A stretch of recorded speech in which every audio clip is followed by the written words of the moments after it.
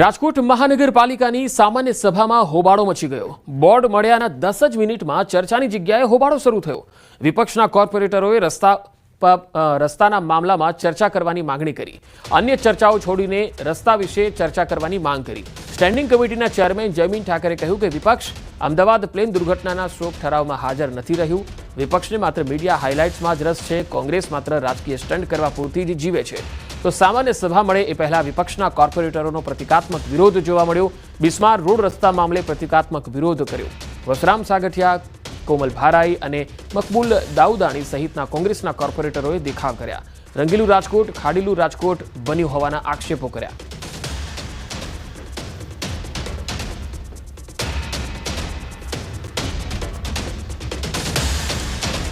તો રાજકોટમાં મહાનગરપાલિકાની સામાન્ય સભામાં હોબાળો મચ્યો અને અહીંયા રસ્તાના મુદ્દે ચર્ચા થઈ જ નહીં। વિપક્ષે માંગણી કરી હતી કે રસ્તાઓમાં જે ખાડા પડ્યા છે તેને રિપેર કરવામાં આવે।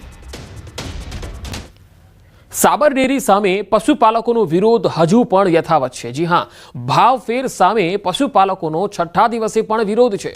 સાબરકાંઠા અરવલ્લીના પશુપાલકોએ આક્રોશ વ્યક્ત કર્યો। ડેરીની ભાવફેરની જાહેરાતને પશુપાલકો લોલીપોપ ગણાવી રહ્યા છે।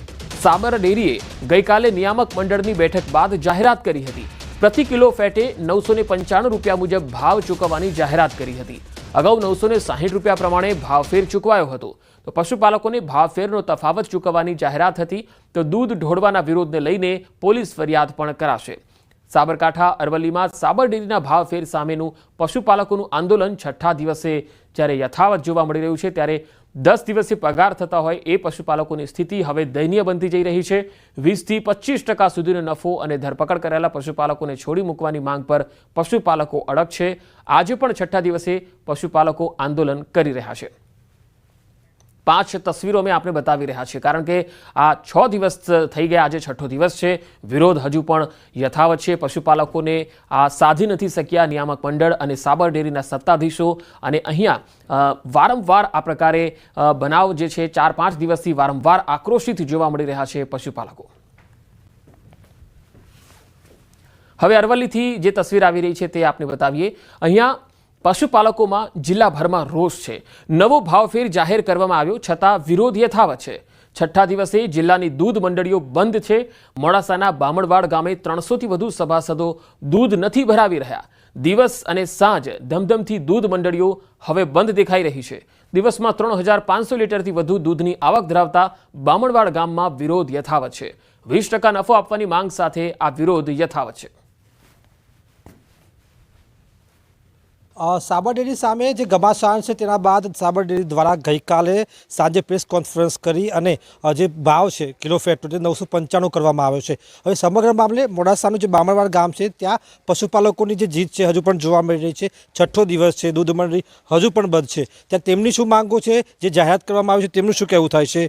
995 કિલો ફેટનો ભાવ જાહેર કરી દેવામાં આવ્યો, શું માનો છો? આ યોગ્ય ભાવ? ના, આ ભાવ બિલકુલ યોગ્ય નથી। અમને એ જો ખરેખર દિલથી વિચારતા હોય માણસો, તો આ માણસોને શું પરિસ્થિતિ છે અત્યારે ગામડામાં આવીને એ બા એક દિવસ રોકાઈને અનુભવ કર્યો કે કઈ રીતના આ પૂરું થાય છે। એમ લોકો નથી પાલવતું બિલકુલ। ખરેખર એના માટે આ બધું કર્યું છે, ના કરો વર્ષે ભાવ વધવો જોઈએ।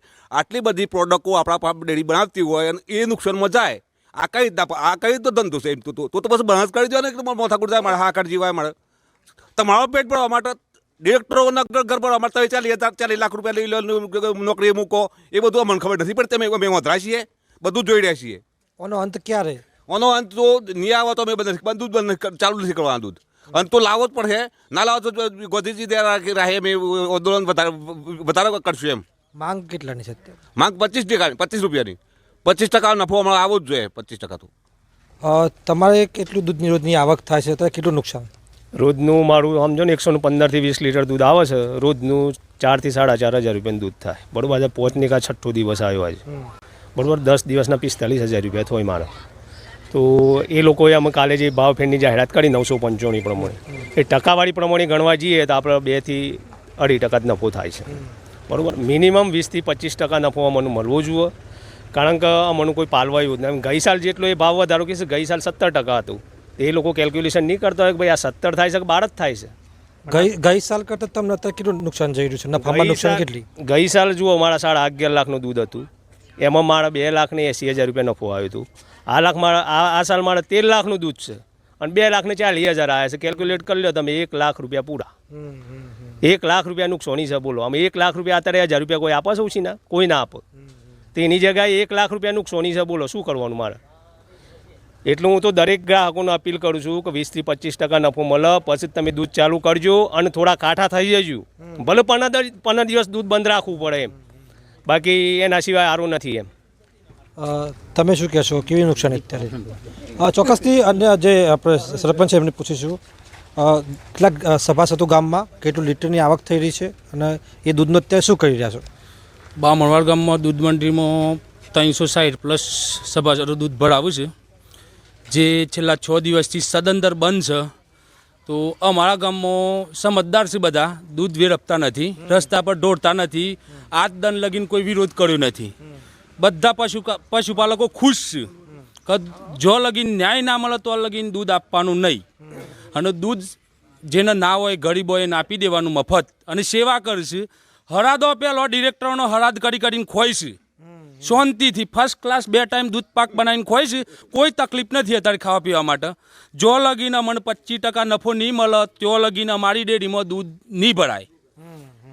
એટલે આ ડિરેક્ટરનો એમ છે MD બેઓને કે 995 કાઢી નાખ્યો એટલે પબ્લિક ગઈ સાલ જેટલો નફો ગણી લે અને ખુશ થઈ જાય. ગઈ સાલ 800 રૂપિયા દૂધનો ભાવ હતો કિલો ફેટનો, આ સાલ 850 છે. એટલે 1,040 રૂપિયા ચૂકવો ને તાને 70% ગઈ સાલ જેટલો નફો બેહ.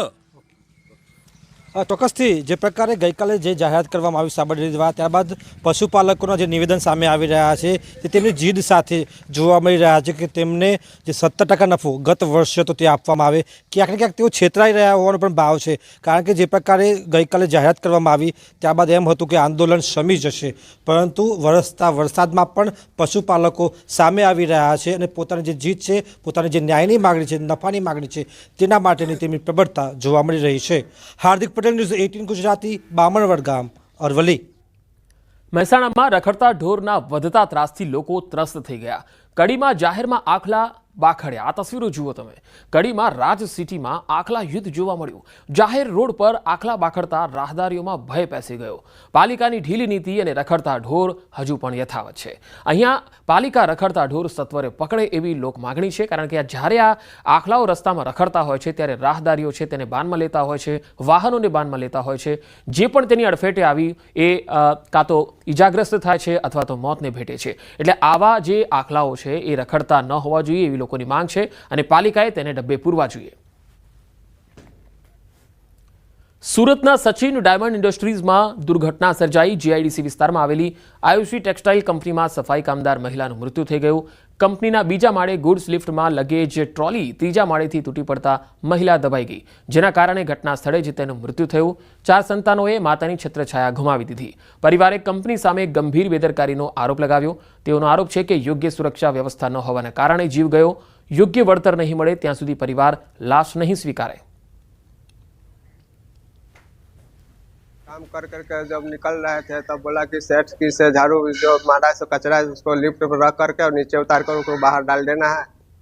तो उसी जब किया झाड़ू बाहर करके जब लिफ्ट में रख करके नीचे उतर रहा था तो ऊपर से कोई न कोई कचरा क्या गिरा दिया, टॉली गिरा दिया, उसमें दबा करके उसको सर फट गई, बेहोश में मर गया. फोन उठाकर उसको लाया, उसका भी है ना कोई आदमी देखा.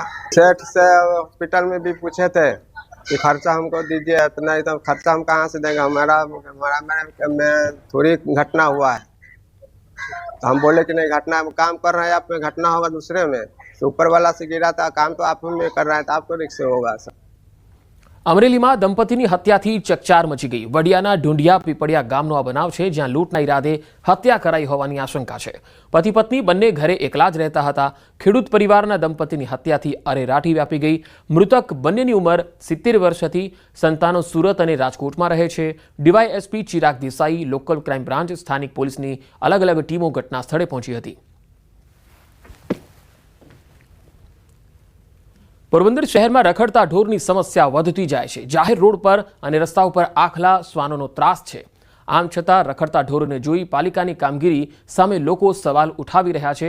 રખડતા શ્વાનોના કારણે રસ્તા પર જતા વાહન ચાલકો અને રાહદારીઓ ડર અનુભવે છે, કારણ કે શ્વાનોના કારણે ભૂતકાળમાં અનેક જીવલેણ અકસ્માતો થઈ ચૂક્યા છે. 2 દિવસ પહેલા જ પોરબંદર જિલ્લાના કોટડા ગામે 2 માસના ઘોડિયામાં સૂતા બાળકને 4 જેટલા શ્વાનોએ ફાડી ખાધું હતું. આમ શ્વાનોનો ત્રાસ સતત વધી રહ્યો છે. સરકારી હોસ્પિટલમાં ડોગ બાઇટના કેસ વધુ આવી રહ્યા છે. લોકોને શ્વાનોના આતંકથી છુટકારો મળે એવી લોકમાંગ છે.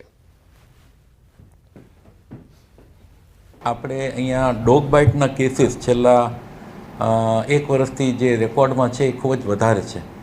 ઓન એન એવરેજ 500 થી 600 પર મંથ ડોગ બાઇટના કેસીસ આવે છે.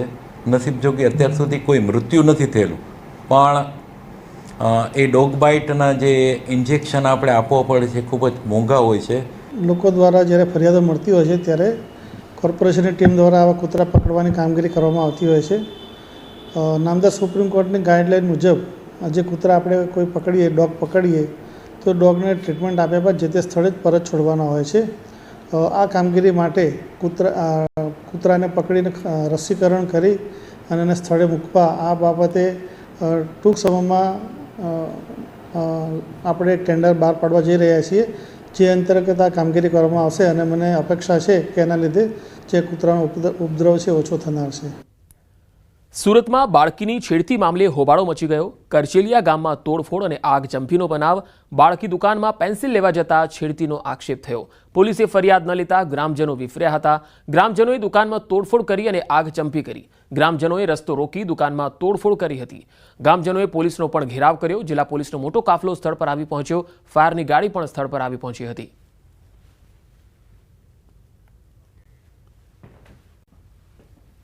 મિલવાઇલ ગામ લોકો ભેગા થઈ ગયેલા અને ગામ લોકોએ સામેવાળાની જે દુકાન છે એ દુકાનની અંદર થોડો સામાન કાઢીને તોડફોડ કરેલી, સામાન સળગાવેલો. પોલીસ આવી ગઈ છે ઘટના સ્થળે. અમે પણ ઘટના સ્થળે આવી ગયેલા.